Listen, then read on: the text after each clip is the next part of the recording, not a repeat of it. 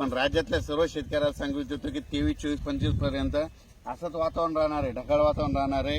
कुठंतरी थेंब पडणार आहे, कुठं पाऊस येईल पण लक्षात द्यायचं. पण राज्यातल्या शेतकऱ्याला सांगू इच्छितो, वीट उत्पादकांना सांगू इच्छितो, कांदा शेतकऱ्याला सांगू इच्छितो, ज्यांची मका बाहेर पडलेली त्यांना सांगू इच्छितो, कापूस ज्यांचा बाहेर टाकलेला त्यांना सांगू इच्छितो की 26, 27, 28 दरम्यान राज्यात सांगायचं झालं तर म्हणजे पुणे जिल्हा, नगर जिल्हा, सातारा, सांगली, कोकणपट्टी, त्याच्यानंतर संगमनेर, नाशिक जिल्हा, इकडं नंदुरबार, धुळे, जळगाव, संभाजीनगर, शिर्डी, कोपरगाव, त्याच्यानंतर बीड जिल्हा, परभणी जिल्हा, जालना जिल्हा, सिंदखेड राजा, बुलढाणा जिल्हा, अकोला जिल्हा, जळगाव जिल्हा, ह्या भागामध्ये म्हणजे त्याच्यानंतर हिंगोली, परभणी, लातूर, बीड, नांदेड या परिसरामध्ये सांगायचं झालं तर 26, 27, 28च्या दरम्यान भाग बदलत पाऊस पडणार आहे, सर्वदूर पडणार नाही म्हणून हा अंदाज लक्षात द्या.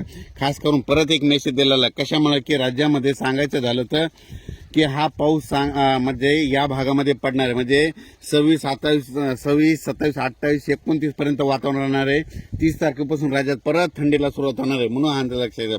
पण राज्यात मात्र आता ह्या जवळपास आज उद्या म्हणजे 23, 24 डिसेंबर ढगाळ वातावरण राहणार आहे. तुरळक ठिकाणी पाऊस देखील येईल, दव देखील पडणार आहे. द्राक्ष बागायतदारांनी लक्षात घ्यायचं, दव देखील पडणार आहे, धुळीचं वातावरण असणार आहे, दिवसात देखील धुळी असणार आहे म्हणून वेलवर्गीय पिकावाल्याने याची काळजी घेते.